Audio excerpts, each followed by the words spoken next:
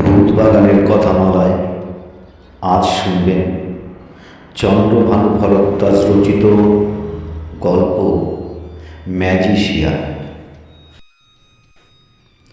ঘরের মধ্যে ঢুকতে ঢুকতে কিরণ উচ্ছ্বসিত হয়ে বলল, আজই প্রমাণ হয়ে যাবে সত্যি কি মিথ্যে।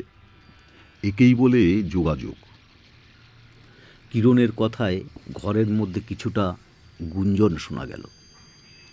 রমেশ বলল, সে যেন হবে, কিন্তু তোর যে এত দেরি হলো, আমরা কখন থেকে বসে আছি। রহস্য মাখানো হাসি হাসতে হাসতে বলল কিরণ, সেজন্যই তো বলছি যোগাযোগ। বলে চেঁচিয়ে উঠল, অতীন, ভেতরে আয়। আবছা অন্ধকারে আধখোলা দরজার ফাঁক দিয়ে ভেতরে ঢুকলো একটি ছেলে। দেখতে সুন্দর, ভালো স্বাস্থ্য, অথচ কেমন একটু মেয়েলি মেয়েলি নিরীহ ভাব চোখে মুখে। সাদা শার্ট, কালো ট্রাউজার আর কাঁধে একটা ঝোলানো ব্যাগ। কিরণ পরিচয় করিয়ে দিল, এই হলো সুজিত, রমেশ আর চঞ্চল আর অতীন, আমার কলেজের বন্ধু। দু হাত তুলে নমস্কার বিনিময় করে অতীন বলল, আপনারা কেউ তাহলে ভূত কিংবা প্রেতাত্মার কথা বিশ্বাস করেন না? সুজিত বলল, আপনি করেন? করি শুধু নয়, অতীন বললে, এমন প্রমাণ আমি দিতে পারি, কিন্তু তা বোধহয় প্রয়োজন হবে না। সত্যি বলতে কি, আমার এখানে আসার কারণ এটাই। কিরণ আমাকে ওই রাতের বৈঠকের কথা সবই বলেছে। আসলে কিরণের কথা কেউ বিশ্বাস করেনি। ওদের চারজনের আড্ডায় সকলেই সাহসী। ভূত আছে কি নেই এই তর্কের মীমাংসা হয়নি কোনো দিনই। শেষকালে কিরণই প্রস্তাব দিয়েছিল, একদিন প্ল্যান চেট করা হোক। সুজিত বলেছিল, ওটাই তো সবচেয়ে বড় ধাপ্পা। তবু শেষ পর্যন্ত সকলেই রাজি হয়েছিল এবং সুজিতের কথা অনুসারে বোসপাড়া থেকে প্রায় 2.5 মাইল টেক দূরে গঙ্গার ধারের এই ভাঙা পোড়ো বাড়িতে গভীর রাত্রে ব্যাপারটা ঘটবে বলে ঠিক হয়েছিল। ঘরটা পরিষ্কার করা হলেও ঘরের মধ্যে কেমন একটা ভ্যাপসা সোদা সোদা গন্ধ। ধূপের গন্ধেও সে গন্ধ মরেনি। দেওয়ালের প্লাস্টার বহুকাল ঝরে গেছে। নোনা ধরা নুড়ি ইটের গাঁথুনি দাঁত বার করে আছে। জানলার ফাঁকা আছে, জানলা নেই। মাথার উপরে কড়িকাঠ ঝুলে আছে, তবু সারা বাড়ির মধ্যে এই ঘরটাই আস্ত আছে কিছুটা। অনেক ভেবে চিন্তেই জায়গাটা বেছেছে সুজিত। ভূতের পক্ষে আদর্শ পরিবেশ। ঘরের এক কোণে টিমটিম করে জ্বলছে একটি মাত্র হেরিকেন। তাতে যে অন্ধকার আরও বেড়ে গেছে। মাঝে মাঝে গঙ্গার ধার থেকে ছুটে আসা ঠান্ডা হাওয়ায় হেরিকেনের শিখা দপদপ করে উঠছে। মাঝখানে জলচৌকিটা রেখে তার চারপাশ ঘিরে ওরা বসে আছে। আরও এক গোছা ধূপ জ্বালিয়ে দিল কিরণ। কাগজ পেন্সিলটা রাখলো জলচৌকির ঠিক মাঝখানে। বললে, এবার তবে শুরু করা যাক। এক মুহূর্ত কি যেন ভাবল অতীন, তারপর বলল, প্ল্যান চেট করার দরকার নেই। দেখি এমনিতেই আপনাদের কাছে কোনো প্রমাণ রাখতে পারি কিনা। অবিশ্বাসী উৎসুক মুখগুলোর উপর দ্রুত চোখ বুলিয়ে নিল অতীন। আবছা হলদেটে আলোয় ওর মুখটা কেমন ফ্যাকাশে লাগলো, অথচ চোখ দুটো যেন জলজল করছে। অতীন বলল, আপনারা জানেন না, কলেজের পড়া শেষ করবার পর থেকে বিশেষভাবে এই ব্যাপারে গবেষণা করেছি আমি। কলকাতা এবং আশপাশের ভুতুরে বাড়ি আমার নখদর্পণে। আমি ওদের গন্ধ পাই, বুঝতে পারি। কেমন করে তা বলতে পারবো না। কিন্তু আপনারা হয়তো বিশ্বাস করবেন না, সত্যি আমি বুঝতে পারি। বলতে বলতে অতীন তার ঝোলা ব্যাগ থেকে এক টুকরো গুটোনো ময়লা কাগজ বের করে রাখল চৌকির উপরে। তারপর মৃদু হেসে বলল, আপনারা ভূত প্রেত বিশ্বাস করেন না যখন, মন্ত্রতন্ত্র নিশ্চয়ই বিশ্বাস করেন না। উত্তরের অপেক্ষা না করেই বলতে থাকলো অতীন, আমি কিন্তু করি। এই যে কাগজটা দেখছেন, এটা তুলোট কাগজে লেখা একটি প্রাচীন পুঁথির অংশ। এটা আমি বহরমপুরে এক বৃদ্ধ ভদ্রলোকের কাছে পেয়েছিলাম। কাগজটা মন্ত্রপুত। এটা পাবার পর থেকে আমার কাজ অনেক সহজ হয়ে গেছে। সুজিত বলল, কোন কাজ? ভূত খোঁজা নাকি ভূত দেখা? তীক্ষ্ণ চোখে সুজিতের দিকে তাকিয়ে বলল অতীন, ঠিকই বলেছেন, দুটোই। তারপর আবার বলল, ভূত মানে আসলে অতীত। আমরা আমাদের অতীতকে ভয় পাই। আমার মনে হয়। আবার বাধা দিল সুজিত। বলল, এসব কথায় কি হবে অতীনবাবু? আমরা সকলেই এসব জানি। আপনার যদি সত্যি কিছু দেখাবার থাকে দেখান, নইলে আমরা বাড়ি চলে যাই। বাড়ি গিয়ে ঘুমোলে বরং। অতীন আবার বড় বড় চোখ তুলে দেখল সুজিতকে। বলল, বেশ, তাই হোক।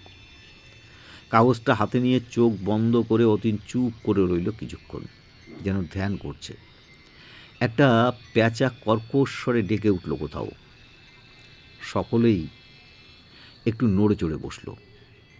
চোখ খুলে অতীন বলল, এই বাড়িতে আমি এর আগেও এসেছি। আমি জানি এ বাড়ির ইতিহাস। বছরের একটি বিশেষ দিনে এখানে এলে অনেক কিছু দেখা যায়, শোনা যায়। আপনাদের কাছে যা অবিশ্বাস্য মনে হবে। আজকে অবশ্য সেই দিন নয়, তবু আজ আপনারা যা দেখবেন প্রমাণ হিসেবে সেই যথেষ্ট। আজ থেকে ৩০০ বছর আগে এক নিরীহ নিরপরাধ লোককে কোনো কারণে এই ঘরে জ্যান্ত পুঁতে ফেলা হয়। তার আত্মা আজও প্রতিশোধের আকাঙ্ক্ষা নিয়ে ঘুরে বেড়াচ্ছে এখানে। এই কাগজটার উপর সকলে হাত রাখুন। বলতে বলতে লম্বা কাগজটা অতীন বিছিয়ে দিল চৌকির উপর। একে একে সুজিত, কিরণ, রমেশ আর চঞ্চল সকলে হাত রাখল কাগজের উপর। অদ্ভুত পরিবেশের জন্যই হোক বা অতীনের বলার গুণেই হোক, কেউই অতীনের কথা অমান্য করল না। নিশুতি আমাবস্যার রাত্রি, তার কালো আঁচল বিছিয়ে দিয়েছে চারিদিকে। অবিশ্রাম ঝিঝির ডাক আর মাঝে মাঝে প্যাঁচার ডাক ভেসে আসছে। কখনো বা দূরে রাত জাগা কুকুরের ডাক শোনা যাচ্ছে। বেশ কিছুক্ষণ কেটে গেছে, কিন্তু একটা ঘটবে এমনি প্রতীক্ষায় সকলেই চুপচাপ বসে আছে, অথচ কিছুই ঘটেনি। অধৈর্যভাবে সুজিত বলল, দূর মশাই, কিছুই তো। চাপা ফ্যাসফ্যাসে গলায় অতীন বলল, চুপ, ওই দেখুন। বলে আঙুল তুলে ঘরের একটা কোণ দেখালো। কোথায় একটা খুলে আসা জানলার কবাট বন্ধ হবার শব্দ হলো। সকলে রুদ্ধশ্বাসে ফিরে তাকালো ঘরটার কোণের দিকে। কিরণ ভয়ে ভয়ে একবার নিজের পিছনটা দেখবার চেষ্টা করলো। এক রাশ অন্ধকার ছাড়া আর কিছুই দেখতে পেল না। হু হু করে রাতে গঙ্গার এক ঝলক ঠান্ডা হাওয়া ছুটে এলো ঘরের মধ্যে। কে যেন ফু দিয়ে হেরিকেনটাকে নিভিয়ে দিল। কেউ কোনো কথা বলল না, শুধু চঞ্চলের গলা শোনা গেল, এই চা। অতীন বলল, চুপ করুন, কিছু দেখতে পাচ্ছেন না? ধূপের লাল হয়ে জ্বলা অংশগুলো শুধু দেখা যাচ্ছে চাপ চাপ অন্ধকারের মধ্যে। হঠাৎ সেই কোণের দিকে অন্ধকারের পর্দা যেন দুলে উঠল। আস্তে আস্তে ফিকে হয়ে এলো অন্ধকার। ঘরের মেঝের দিক থেকে যেন কিছুটা কুয়াশা উঠে এলো ওপরের দিকে, মিলিয়ে গেল মিস কালো অন্ধকারে। খুব মৃদু মৃদু সুগন্ধ ছড়িয়ে পড়ল সারা ঘরে। ব্যবসা গন্ধ আর ধূপের গন্ধ ছাপিয়ে এখন খুব দামি আতর মেখেছে কেউ। তার ঠিক পরেই সকলের নাকে এলো এক কদর্য এবং কটু গন্ধ। ঘরের মধ্যে কারো মুখে কোনো কথা নেই। এই অপার্থিব আশ্চর্য পরিবেশ, সকলেই চুপ করে গেছে। সবচেয়ে বড় অবিশ্বাসী সুজিত পর্যন্ত যেন বুঝতে পারছে না কি ঘটছে। ঠিক এই সময় হঠাৎ সমস্ত নিস্তব্ধতাকে ভেঙে বহু দূর থেকে কার যেন কান্নার শব্দ ভেসে এলো। কোনো লোক প্রচণ্ড যন্ত্রণায় গুমড়ে গুমড়ে কাঁদছে। সেই কান্নার শব্দ কমা বাড়া হতে হতে সারা ঘরময় ছড়িয়ে পড়তে লাগলো। অদ্ভুত এক ভয় ধীরে ধীরে আচ্ছন্ন করে চার বন্ধুকে। অতীনের কোনো সাড়া নেই। ওরা এখনও হাত দিয়ে রেখেছে সেই মন্ত্রপুট কাগজটার উপরে। সে হাত ওরা যেন কোনো দিন নাড়াতে পারবে না। ওরা সামনের দিক থেকে চোখও যেন সরাতে পারছে না। ফিকে ধূসর অন্ধকারে ওরা দেখল সেই কোণের মেঝেটা একটু একটু করে ফাঁকা হয়ে যাচ্ছে। সেই ফাঁকার মধ্যে থেকে উঠে আসছে এক টুকরো ঘন অন্ধকার।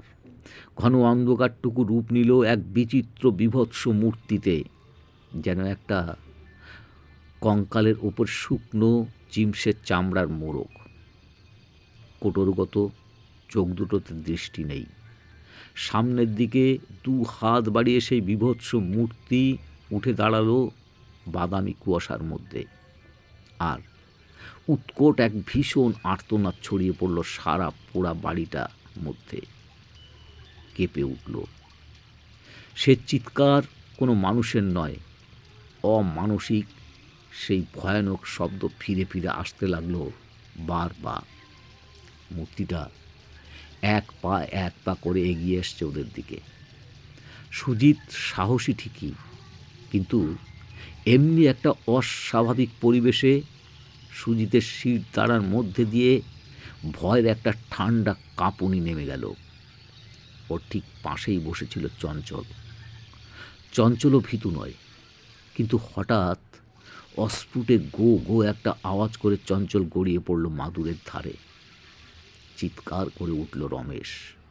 কয়েক মুহূর্তের মধ্যে যেন একটা ঘূর্ণিঝড় বয়ে গেল পোড়া বাড়িতে, সেই ভাঙা ঘরে। কতক্ষণ এভাবে কেটেছে ওরা জানে না। সবচেয়ে আগে নিজেকে সামলাতে পারল সুজিতই। উঠে বসে পকেট হাতড়ে টর্চটা বার করল সে। অন্ধকারের পুরু চাদরের তলায় সব কিছু ঢেকে আছে।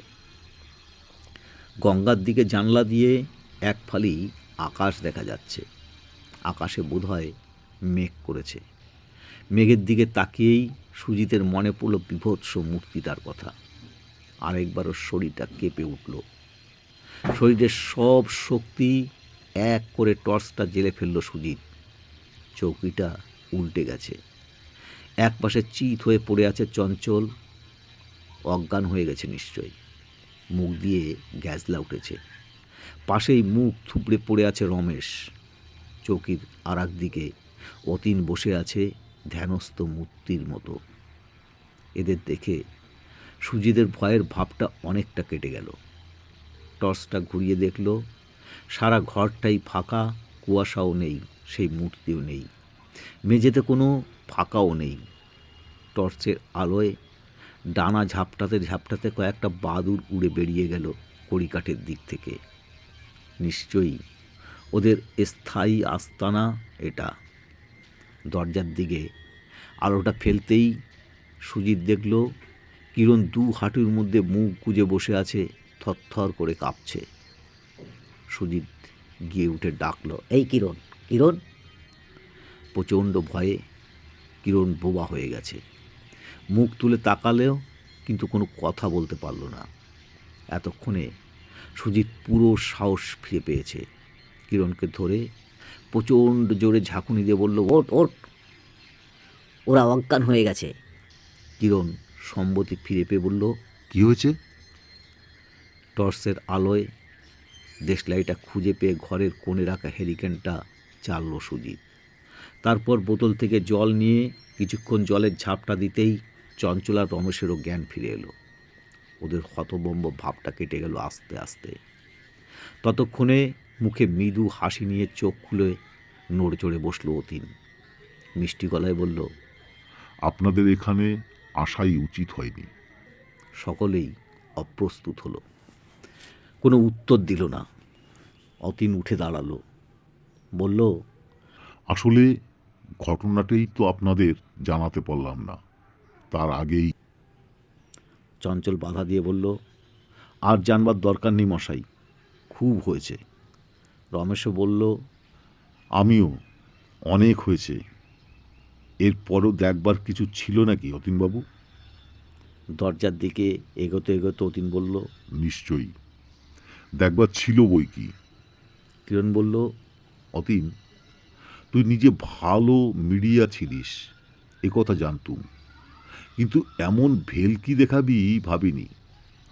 ভাগ্যিস ভয় পেয়েছিলুম, নইলে এতক্ষণে ও নিশ্চয়ই আমাদের ঘাড় মোটকে দিত। হো হো হো করে হেসে উঠল অতীন। ধুর, তোরা দেখছি সত্যিই ভীতু।